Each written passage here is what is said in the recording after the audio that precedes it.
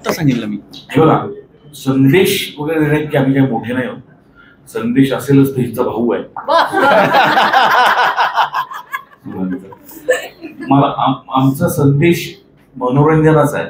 आणि मला असं वाटतं की माझं पर्सनल असं म्हणणं नाहीये की मराठी लोकांनी चित्रपटाकडे पाठ फिरवली, कारण माझे सगळ्या चित्रपटांना उत्तम प्रतिसाद दिलाय, त्यामुळे माझं वैयक्तिक असं म्हणणं नाहीये.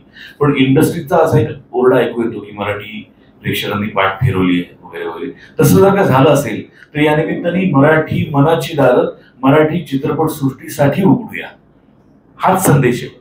फक्त सुशील सृष्टीसाठी नका उघडू, अख्ख्या मराठी चित्रपट सृष्टीसाठी मराठी मनाची दार उघडा, असं या निमित्ताने आम्हाला सांगावं असं वाटतं. कॉमेडी सिच्युएशनल आहे की सिच्युएशनल कॉमेडी, 100% सिच्युएशनल कॉमेडी. तुम्ही पाहिलं तर सर्व्हायव्हल थ्रिलर हा जॉनरा मराठीमध्ये आजपर्यंत आल्याचं मला तरी आठवत नाही.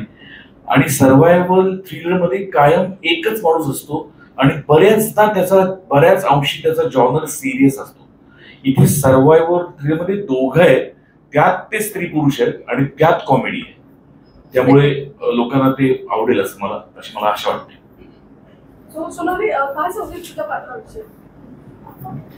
मी सुशीला आहे आणि फार छान वाटतंय की ही सुशीला जी आहे अशी सुशीला प्रत्येकाला सिनेमा पाहिल्यावर वाटेल की माझ्या घरात पाहिजे. कारण सुशीलाच्या स्वभावात एक मजा आहे आणि थोड्या चुका सुद्धा आहेत, पण त्या आपण कशाला मान्य करायच्या. पण सुशीला ही मला असं वाटतं कुठल्याही कुटुंबाची जान आहे.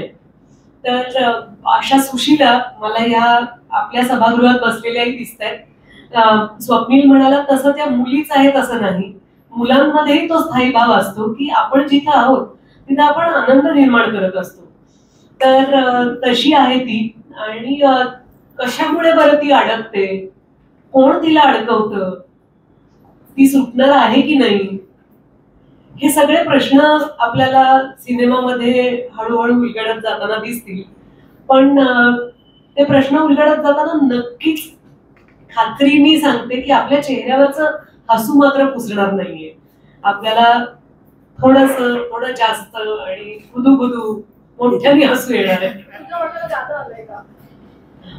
सिनेमाची हिरोईन आहे मी, त्यामुळे मी तुम्हाला लिहून द्यायला तयार आहे की या चित्रपटात एक गाणं आहे जे आतापर्यंत आम्ही बाहेर काढलं नाहीये मुद्दाम. कारण मला माहिती आहे अशी सोनाली आजपर्यंत मराठी चित्रपटाच्या पडद्यावर दिसलीच नाहीये.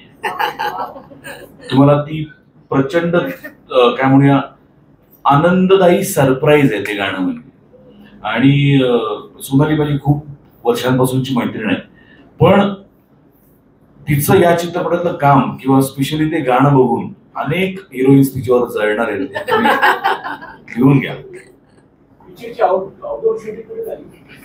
नाही, आउटडोर शूटिंग नाही, ओव्हरऑल सगळं शूटिंग पुण्यात झालं पूर्ण.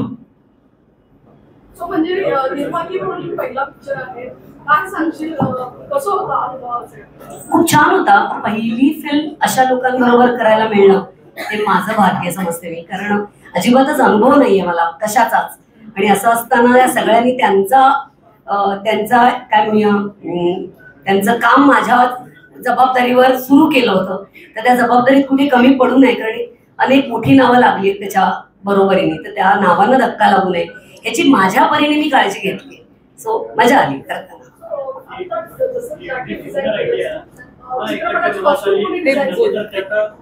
सर एक मिनिट, त्या काहीतरी विचारतायत, त्यांचं झालं की येतो तुमच्याकडे. एकच सेकंड. सॉरी.